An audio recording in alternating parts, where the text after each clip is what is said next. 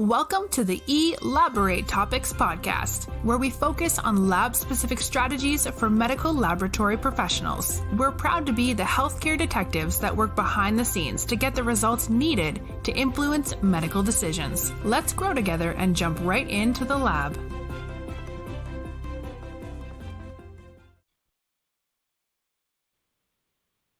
Have you ever been in a lab where there is a lot of gossiping, tattletaling, drama, call-outs, and just being there drained your energy? Hello, you're listening to eLABorate Topics podcast, and I'm your host, Lona Small, Lab Operational Excellence Coach and Trainer. eLABorate Topics podcast is a weekly podcast where myself and my co-hosts, Tawana Wilson and Stephanie Whitehead, bring you tips and tools to help you to excel both inside and outside the lab. Today, I'm discussing the benefits of a leader as a role model. So, you're in this lab where there's a lot of drama. There are people who are calling out, people who are gossiping, and people who resist change. They see change as a problem and not as an opportunity for improvement. And even for the leaders, sometimes you may find leaders in those situations who act as if they've been tasting the same sour lemon. My co-host, Stephanie Whitehead, would call it the pickle juice. And so there are complaints even from leadership. They're infighting. They're blaming. I remember at the beginning of COVID, there was a lot of complaints actually coming from phlebotomy. People were actually afraid to draw COVID patients. So there was a lot of fear. There was a lot of spreading of misinformation. You had some phlebotomists quit. Some went and got restrictions so they wouldn't have to draw COVID patients. Some people were calling out. And so we got together a team of people who had great proficiency in biocontainment units. And I happened to be one of the co-leaders of the team. And so we got the phlebotomists to sit down with us. We spoke with them individually, and we listened, and we answered their questions, and we realized the fear that was there. People were really afraid. There was a lot of misinformation. And so we decided we wanted to standardize a training to help them to feel comfortable with using the specialized PPE, donning and doffing and cleaning their equipment properly, and how to enter the units and enter the patient's room, exit the patient's room. And we not only did the training, but we went with them to the patient's room. We put on our PPEs. We went through the same process that they went through. We went with them to the patient's room. We were there to answer questions, to relay some of their fears. It helped them to feel supported, and they started feeling a bit more comfortable with what they were doing because we were willing to walk in their shoes. So that actually reduced some of the negative information that was going around, and it allowed them to gain some confidence, not only in themselves, but in leadership. So that improved the morale and then it started to rebuild a more positive work culture. So I just wanted to talk about the importance of a role model, because being a role model as a leader is very powerful. And for the last few weeks, I've been talking about traits of a lab operational excellence leader. And I think there are two episodes before this, maybe 2 or 3 weeks ago, I spoke about a lab operational excellence leader having a clear vision for their team. And today we're talking about being a role model. So you being a role model, you don't have to necessarily have a role as a role-based leader. You can be a role model in your home. If you're leading your home, you're leading your kids. You could be a role model with your friends if you're leading in any way, because being a role model is so powerful. And I know some leaders may say, well, I can't change people. You know, they're adults. They come to work and they bring whatever habits that they have to work. But I say, as a leader, you set the pace for your work environment. You set the tone for your work environment. So you decide what you want to allow in your work environment, what you want to tolerate, and what you don't want to tolerate. And so there are ways in which you decide to encourage the things you want to see and punish the things that you don't want to see. And punish can come in so many ways, restrictions, different ways. But as a leader, you have that responsibility to set the tone for your team. It doesn't mean that you're going to change someone. It would be great if someone decides to change, but that's not the goal.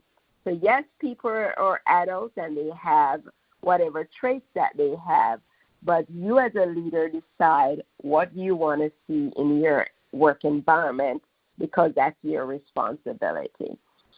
And other people may say things like, well, if there's something that I don't support, say for instance, there's an initiative that I don't support, I'm not going to tell my team that I'm on board with it. I'm just going to tell them that, look, I don't agree with this. This is coming down from management. If I don't agree with it, I don't agree with it. But that doesn't mean that I'm not telling them what they told me to tell them. At least I tell them that management say that this is what they need to do. And that becomes a problem, because as a leader, if a leader is, say, bad-mouthing an initiative, then, of course, what do you expect the team to do? The team will never be on board. They're not going to embrace it because their leader is not embracing it. So if you're saying, look, I don't support this, expect negative attitude from your team. So what I would ask for a leader to do in such a situation is try to resolve any issues that you have with any initiative. If you're in a high-level meeting with maybe your boss and there's something that's being rolled out, try to have that discussion there. And one thing you need to realize is that you're not going to be on board with everything. And so if it's not illegal, it's not unethical, it's not something that's going to, basically illegal or unethical, then just jump on board. Jump on board, support the thing, because you're not going to win everything. It's not going to be everything that you're going to be totally be in agreement with, but as a leader, you'll be willing to support it.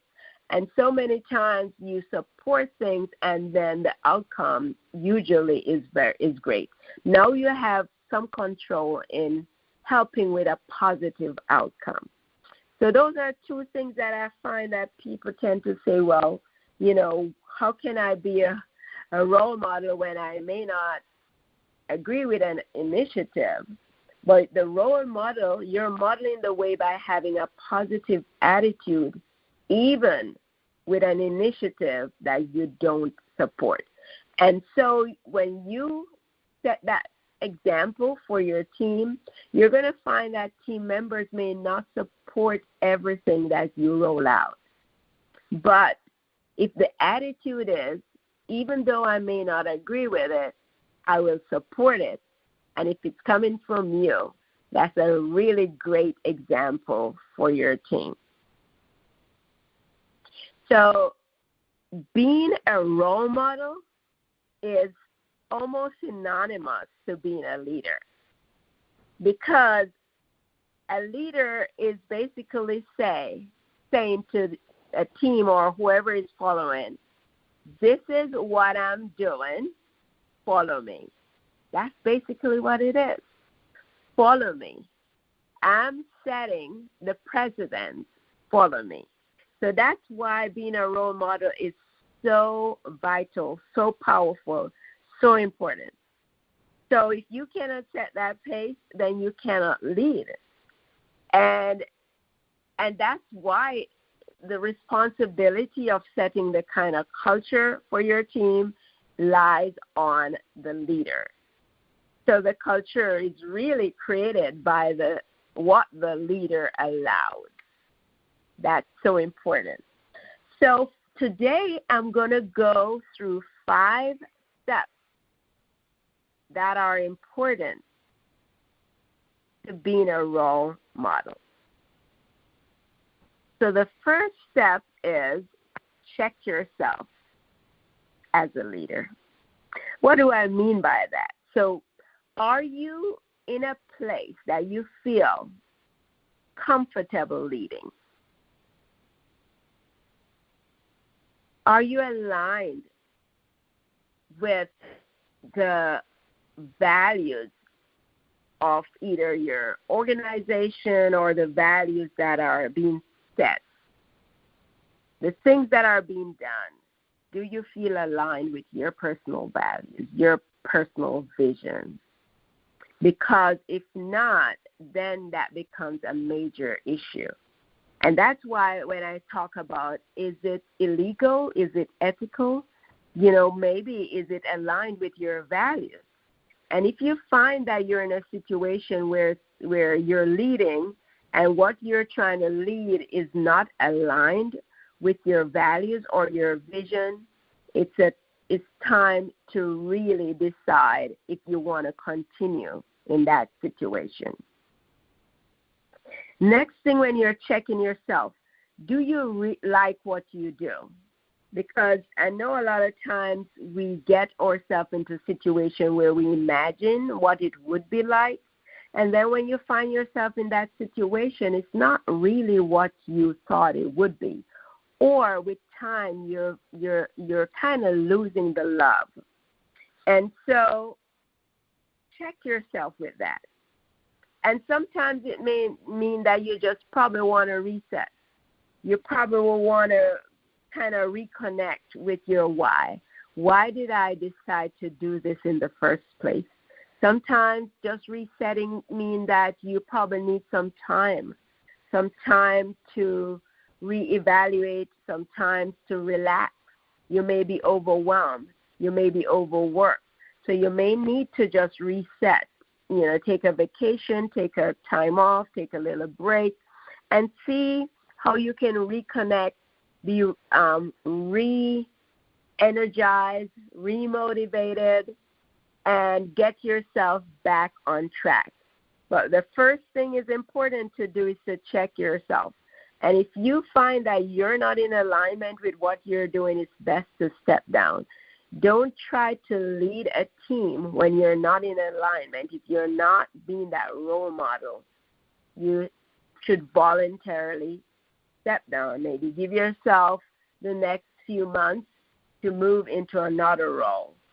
But that's so important as a leader. The second thing is to watch your attitude.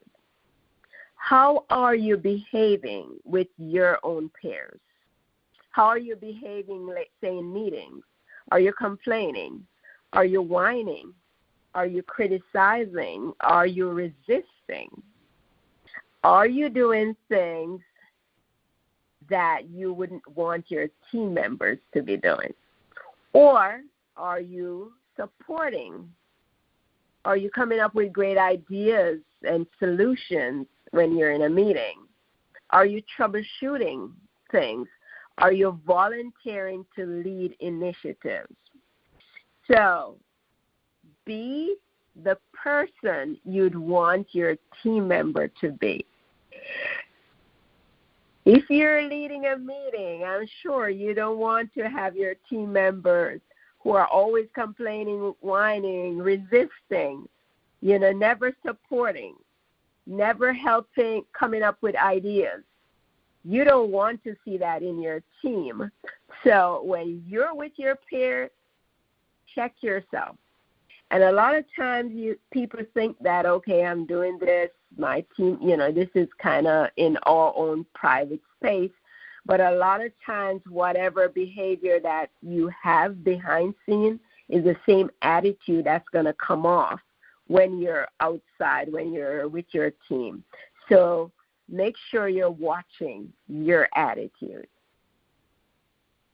And number 3 is to watch the behavior you encourage. So are you encouraging your team to, say, come to your office with gossip, tattletaling on other team members? Are you kind of pitting them against each other? Because if there's somebody who feel as if they can always come to your office with gossip, then when they're out there with their other team members, they're going to have the attitude as if they have something over them. And that kind of attitude of pitting people against each other, that's where the drama comes in. It creates drama. It creates people talking about things that they shouldn't be talking about, things that they shouldn't know about other team members. So that negative environment now starts generating all these other negatives. Like I say, it generates the gossip, the drama that you may be wondering, why is it that there's all this drama going on out there? Make the connection. Is that stemming from what's happening with the few people that's coming to your office? Are you being that role model? So watch the behavior you encourage. Number 4, be willing to walk the walk. So be willing to support your team when things get tough, when there's a crisis, maybe downtime, instrument downtime, when there's snow and people may call out. Be willing to support your team. And it doesn't mean that supporting your team means that on a regular basis you're on the bench, working the bench, doing things that's not part of your role. You have a role to play. Your team members have different roles to play. And being on the bench on a regular basis doesn't mean that you're being a role model if it's not necessary. And that's why it's important to balance your team and make sure people are in the right place and people are well trained. Your team have the capacity to manage by cross-training and other things. However, if you're in a crisis, support your team. And don't expect your team to do anything that you're not willing to do. So be willing to walk the walk. Same example we gave when I talked about walking with the team during COVID. That's an example of walking the walk. Number 5, celebrate. So celebrate the behaviors you want to see in your team. So recognize the positive behaviors and punish the negative behaviors. And, there's so many ways in which you can celebrate your team, celebrate the things you want to see in terms of the culture that you want to see, the behaviors you want to see. You give attention to the things that you want to happen, focus on the things that you want to see happen. And I have a video that I did called Building an Effective Recognition System, and that video is on YouTube on Lona Lab OPEX Leaders YouTube channel, and I go into detail about how you can celebrate the things that you want to see and how you can build a real great recognition system. And that is important when it comes to getting the kind of culture that you want to see. So, some of the things that's important to consider. It's important to remember that a leader can mess up. So you can mess up, and so when you do mess up, which you will, don't be afraid to own up. Apologize. Apologize to your team when you mess up. And what that does, it does several things.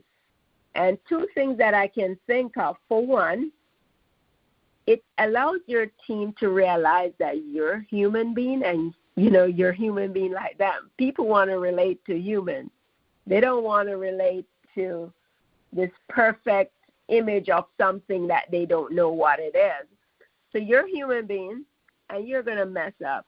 But the important thing about that is if you mess up, it's so important to apologize.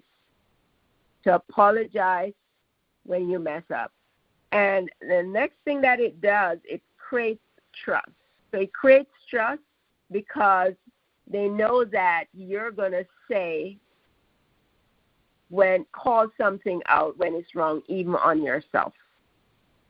So that creates that trust. And the second thing to consider is remember that your team, they're also human, and they're going to mess up. So if they mess up, don't be hard on them. If it's human error, and I know there's a whole thing on just culture, if it's human error, treat it as human error. However, there are situations where people constantly make the same mistake and they disregard procedure, they disregard the standards. That's totally different. And so it's important to realize that your team may mess up also. So I know this is so important to me when it comes to being a leader. That one of the first things I think about, if you ask me, what are the traits of a leader? A leader is a role model. Because if you're not modeling the way, you cannot lead. And basically, that's what leadership is. You are being that model of the person that you want everybody else to follow. So they are following you as the lead. You're setting the lead and they're following. But it's always important to remember that you can mess up. I always try to give my guests one thing to do, because whenever there's a lot of information, many times people get stuck or confused. And so I know I went through 5 different things that you can do in order to demonstrate or to be a role model.